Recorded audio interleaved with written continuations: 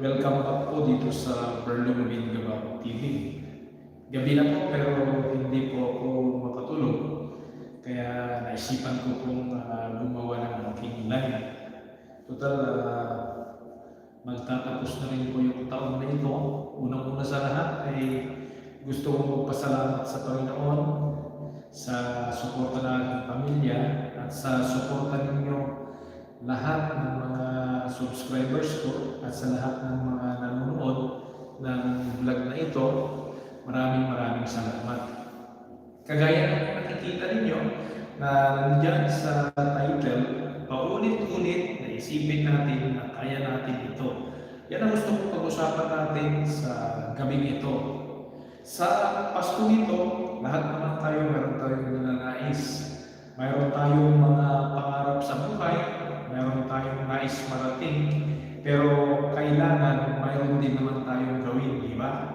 Pag mataas yung pangarap mo, malaki din yung effort na ibibigay mo. Pagka mataas yung gusto mong income, syempre, pagpapalit mo rin yung ibang oras mo, yung investment mo para sa sarili mo, at yung hindi natin kinakalimutan yung oras mo na magkakaroon ng communication sa Panginoon. Kaya yan ang pag-usapan natin mga kabayan. Dito impromptu ito itong pag-usapan natin dahil alam po natin ang ating buhay ay hindi po tayo paatras kundi paurong po tayo. Ang ibig sabihin, nagkakaedad po tayo. Yung mga pangarap natin nag-aantay lamang dyan, huwag natin hayaan na yung ibang tao ang gagawa para sa ating mga pangarap. Ang pangarap po ay totoo nga po isang biro, walang bayad. Totoo po yan. Pero alamin natin kung ano ang dahilan bakit tayo nangangarap. Siyempre, una sa lahat, kung bakit ka nangangarap, ano ang rason? Siyempre, para sa pamilya mo. Gaano ba kahirap yung pinagdaanan mo sa iyong buhay? Gaano ba kalaki ang gusto mong pangarap para yung pinagdaanan mo ay hindi na mapagdaanan ng iyong mga anak? Kaya, mga kabayan, paulit-ulit natin iisipin na kaya natin yan. Di ba? May mga bagay, tulad halimbawa sa akin, may mga trabaho at posisyon na binibigay nila. Ang lagi kong sinasabi, subukan natin. Hindi natin malalaman yan kung hindi natin susubukan. At kapag nandoon na ako, tunay nga po na napakahirap. Na pag-iisip-isip ko, ganito pala ito, kaya pala ganito yung sahod ni A, ni B, dahil ganito pala kahirap. Pero ang lagi kong sinasabi, lahat tayo ay pare-pareho binigyan ng Diyos ng talento, binigyan ng Diyos ng kalakasan, binigyan ng Diyos ng talino para kaya natin gawin yan. Ika nga sabi nila, I can do all things in Christ who strengthens me. Di ba? Kaya natin yan. Kaya paulit-ulit natin isipin ang mga bagay na hindi natin kaya na magiging kakayanin natin upang maabot natin ang ating mga pangarap. Di ba mga kabayan? Pero bago tayo magpatuloy mga kabayan, shout out muna sa lahat po ng aking mga subscribers. Si Danny Manurot, shout out, Delnas, marami sila na dapat i-shout out ko. At shout out po sa inyong lahat, pasensya na po. Marlis Vlog, shout out po. Pasensya na po, minsan hindi ko po maalala lahat, pero shoutout po, mega shoutout po sa inyong lahat. Hindi ko po kayo maisa-isa, pero ang gusto kong iparating dahil magtatapos po ang taon na ito, Ma'am Merly's vlog, ay gusto kong magpasalamat una sa lahat sa Diyos, sa aking pamilya, sa inyong mga supporters. Yan ang gusto kong iparating sa vlog na ito. At lagi nating iisipin na kaya natin yan. Huwag nating isipin na hindi natin kaya. Hindi tayo ilalagay ng Lord sa isang banda, isang lugar na hindi natin kaya yan. Lagi nating isipin na may purpose po tayo. Lagi nating iisipin na gano'n. Kasi ang disadvantage, kung gumagalaw ka po para sa iyong sarili lamang po, Okay po, maraming salamat po. At hindi natin kaya kung yun ang iniisip natin, magiging ganun nga yung action natin. Kaya sa pagbablog, kahit kaunti lang yung nanonood, huwag po tayong magtampo. Kahit kaunti lang yung nanonood sa atin, isipin natin na mahalaga sila. Basta may nanonood ng ating vlog o kahit walang nanonood, gawa lang tayo ng gawa. Kasi ano ba yung intention natin? Siyempre para ma-share natin yung ideas natin, para ma-encourage natin yung ating mga kapwa Pilipino. Kung nasa cooking ka, nasa travel vlog ka, financial education yung vlog mo, gawin mo yan. Hindi ko na i-mention yung mga iba, basta alam ko may purpose po tayo kaya tayo nag-vlog. At kapag nagawa mo yung purpose, susunod na yan yung ating mga reward. Di ho ba? Kaya sa gabi ito, yan ang gustong-gusto kong pag-usapan natin. Impromptu ito, itong mga vlog ko na ito, wala po akong script o ano, dahil sinasabi ko po yung nasa puso at nasa aking isipan. At sa gabi ito, nais ko rin po at hangad ko po na tayong lahat na mga vloggers, ating mga pamilya at maski yung mga viewers po natin, mga subscribers po natin, mga Pilipino, nawa ay magtagumpay po ang ating buhay, gumanda po ang ating buhay. Lagi po natin sanang isipin na kaya natin ang mga bagay-bagay na yan. Sa ngayon po ay marami pong mga oportunidad, kaya hinihikayat ko po ang bawat isang mga Pilipino na sa panahon ngayon, at alam naman natin na galing po tayo sa pandemya, medyo nagkaroon po tayo ng kahirapan, deficit, marami po tayong na-miss na mga income. Panahon na po para ilabas po natin yung galing natin sa pagluluto, para mayroon tayong ma-serve sa ating mga kapwa, saan man tayo. Ma-serve natin yung the best para sa kanila at para yung binebenta natin ay patok na patok. Kasi ganun po yung magnegosyo. Iisipin mo muna yung taong pagsisilbihan mo sa kakakikita ng pera. Huwag po tayong pag-isip muna nakikita ng pera, hindi po tayo negosyante yan. Ang totoong negosyante, iniisip kung ano ang maibibigay niya sa kapwa niya tao. Kapwa niya tao, sila na ang magbabalik sa atin. Ganun po yung mga tunay na negosyante.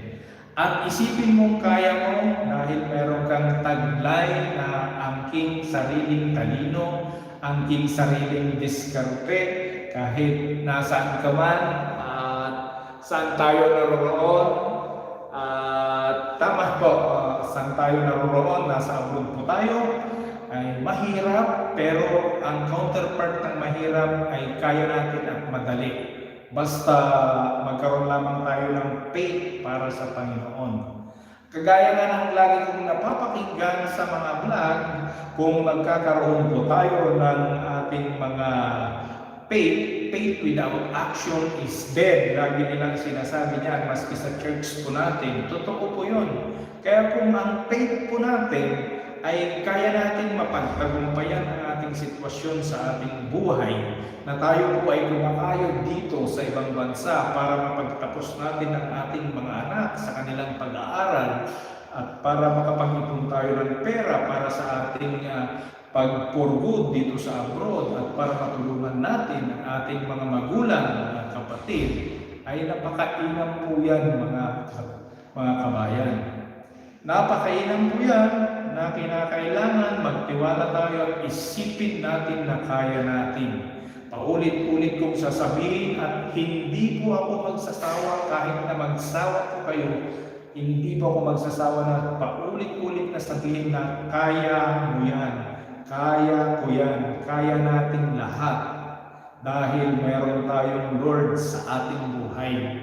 Yan ang importante. Yan ang totoo. Saan ka bang magpunta, kahit yung pinaka-less, sabihin natin na pinaka-less na nagagawang mabuting tao, naniniwala pa rin kay Lord yan.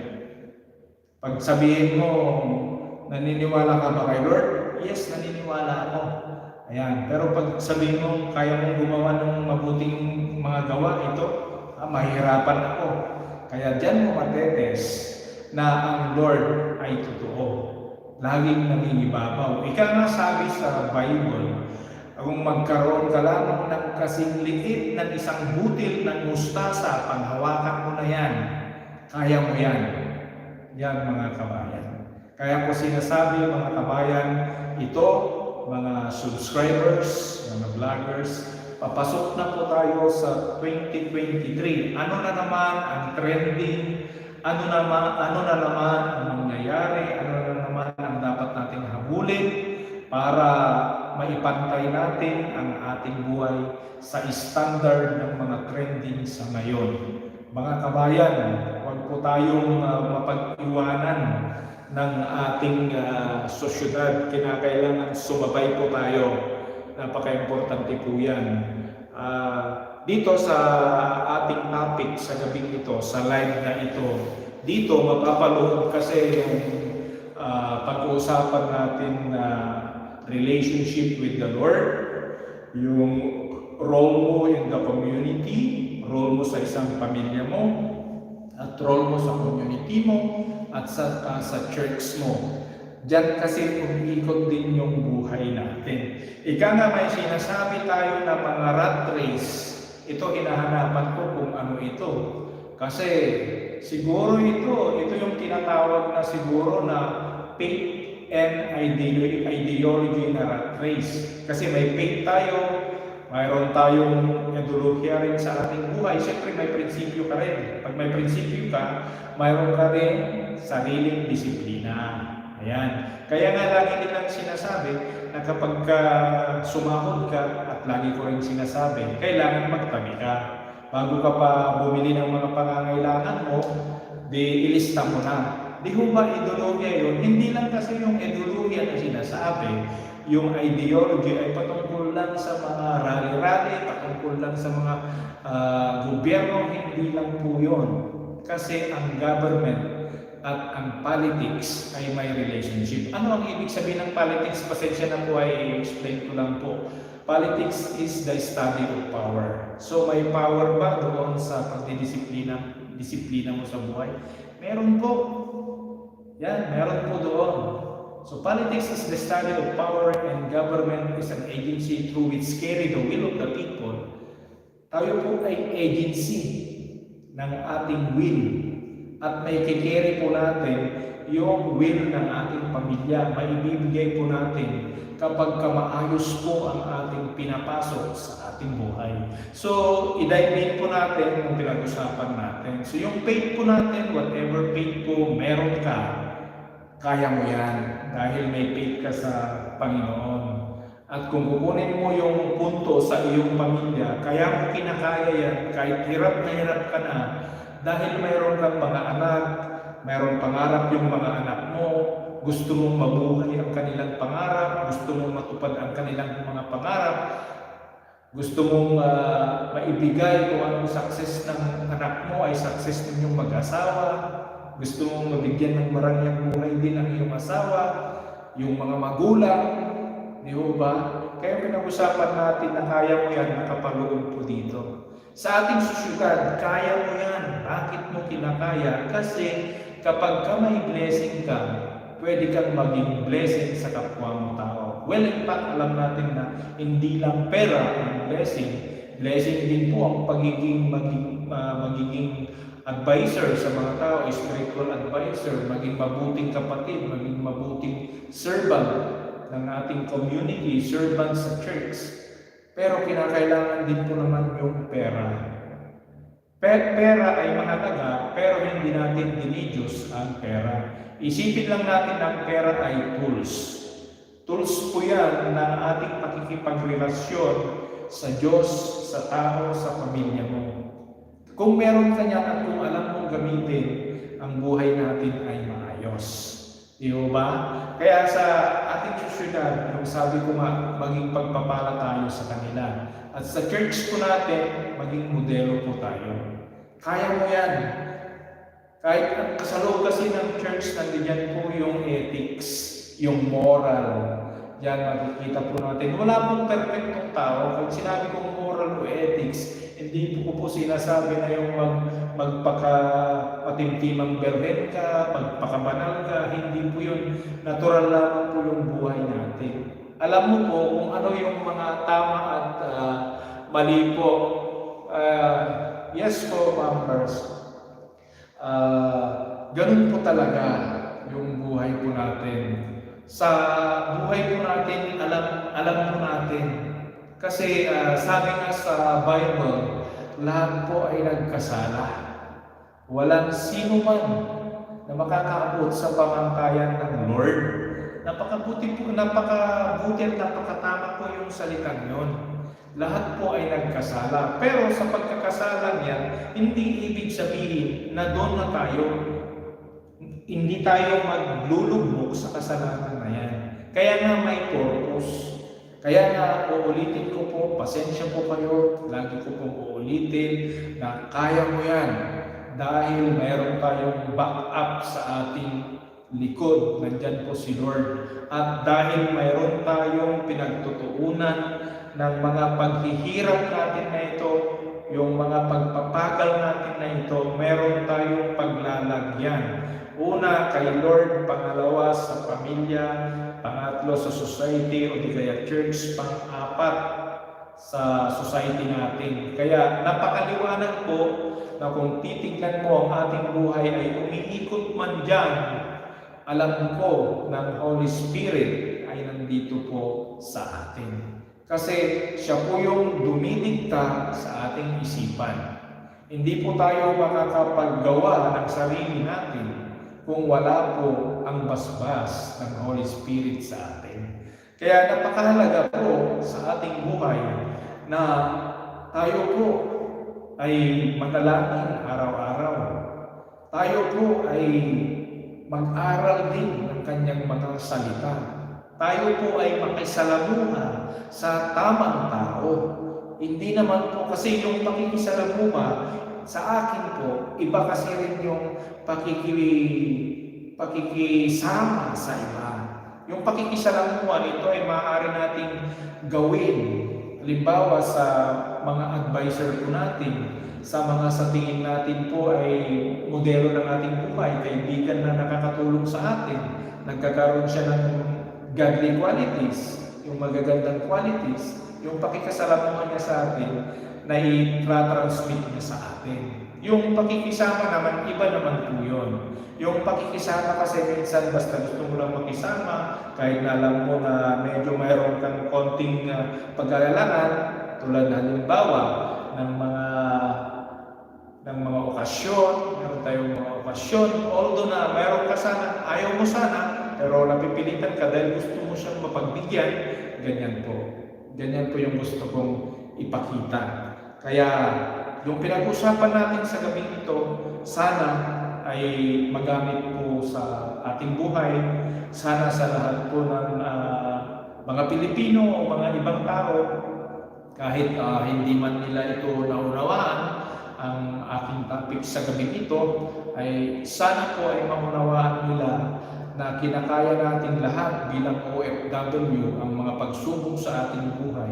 Kahit anuman po yung dumating na ibinibigay ng ating mga employer, ng ating mga amo, ng ating mga kapwa-tao, kapwa-empleyado na hindi maganda sa atin, kakayanin natin.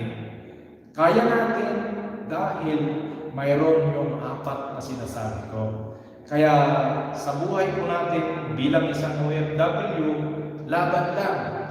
Huwag po tayong susuko. Huwag po tayong mag-iisip ng negatibo. Basta mag-set up lang tayo ng goals. I-set up lang natin ang ating goals kung ano ba yung target mo sa taong ito.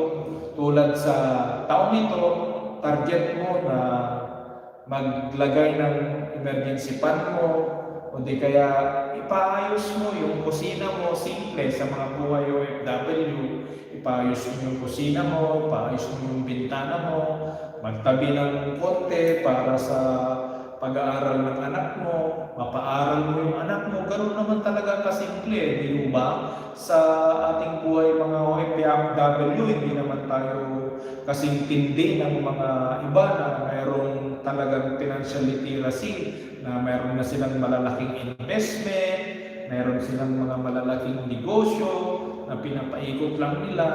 Iba rin tayo. Yung binabanggit ko dito, yung mga kagaya ko na may mga pangarap, maliit lang na bagay pero umuusad, masaya na, tayo na po yun. Tayo na po yun, napakabuti po yun. Kaya mga kapatid at mga kabayan, huwag po sayangin ang ating oras. Kung ano man yung pangarap natin sa hinaharap, yung mga long-term na pangarap natin, kung yung mga short-term na pangarap natin, lagyan natin ng italaga natin yan, italaga natin na kailangan abutin natin yan, di ba?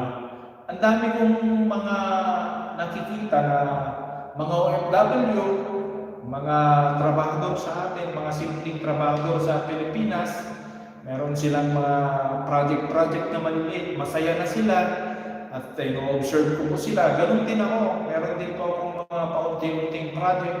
Siyempre, ang project ko lang yung bahay namin na unti-unting napapaayos, pag-aaral ng mga anak at nakakapagtabi. Masaya na po ako.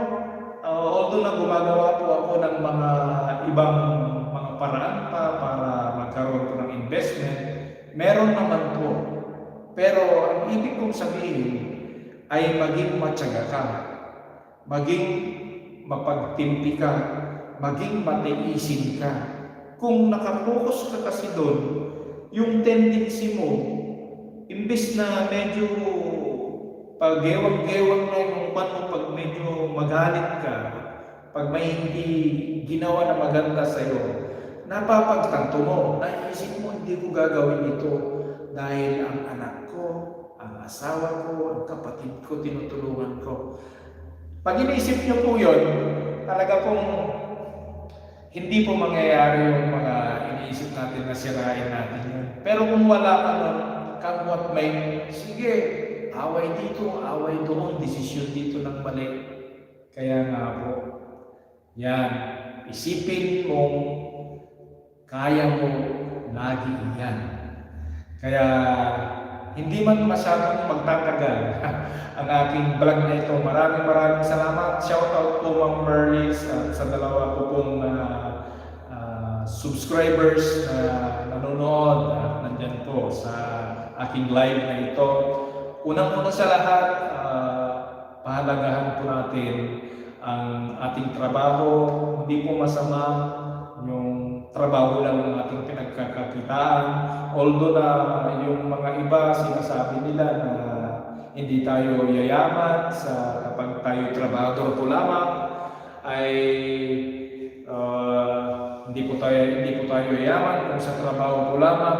Huwag na natin pong isipin yung tanggapin na lang natin na tama yung sinasabi nila at isipin din natin sa ating puso't isipan ng ating ginagawa ay tama rin. Kasi mahirap din naman na habang may trabaho kang maganda, bigla mong iiwanan at magninegosyo ka. Huwag po natin isipin yun. Ang gawin po natin, makontento tayo kung anong trabaho meron tayo sa ngayon, at kung gusto natin mag-invest po tayo habang tayo po ay nagtatrabaho. Huwag po natin basta-basta iniwanan ang ating trabaho. Hindi ko po ina-advise yun. Kagaya ko po, although na may kaunti na akong negosyo, pero nagtatrabaho pa rin po ako. Dahil hindi naman po lahat ng mga tao, mga Pilipino ay pare-parehas ang sitwasyon. May kasabihan, what may be true to you may not be true to me, and what may be true to me may not be true to others. Lagi po natin tandaan po yan, mga kabayan. And what may be true yesterday may not be true today, and what may be true today may not be true tomorrow. Kaya pahalagahan ang bawat oras ng ating buhay. Isipin natin na ang bawat araw ay may pagmamahal na kalakip dahil binigyan tayo ng Panginoon ng oportunidad para makapagtrabaho, para mayroong maipadala sa ating mga mahal sa buhay, para mayroon tayong pantulong sa mga kapatid, mga magulang, at kung mayroon man tayong tinutulungan na ibang tao, napakahalaga po yan. Tayo po ay magmahalan, tayo po ay magpahalagahan ng bawat isa. Huwag po tayong maglaban-laban, hindi kaya Ilocano po kasi ako, pasensya na po, hindi po kasi ako masyadong marunong sa pagtatagalog. Kaya hanggang dito na lamang po ang aking vlog. Ako po muli si Mr. Bernard Gabaon, Berlo Mabin Gabaon TV na po itong aking vlog. Tayo po ay magmahalan sa Paskong ito, at hindi lang sa Paskong ito, ipanalangin natin ang isa't isa na umasensyo sa buhay.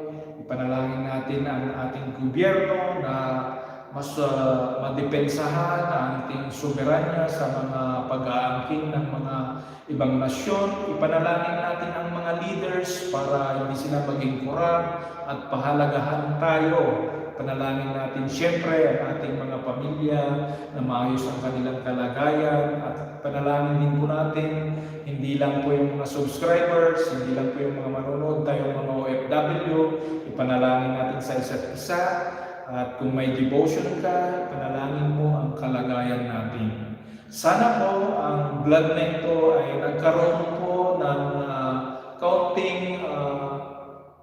konting tulong sa inyo para magkaroon po tayo ng pagbubulay-bulay. Ako po muli si Mr. Bernard Tubera Gabaon. Merry Christmas po sa inyo at advance bagong taon po sa ating lahat. Nawa ay magtagumpay po tayo sa ating buhay at pagpalain po tayo ng Diyos. Ako po muli si Mr. Bernard Tubera Gabaon ang nagsasabi sa inyong go negosyo, practical tips ang kailangan mo upang tayo ay umasenso. Ako po si Mr. Bernard Tubera Gabaon ang nagsasabi sa inyong God bless you po. Thank you po sa lahat po ng sumubaybay.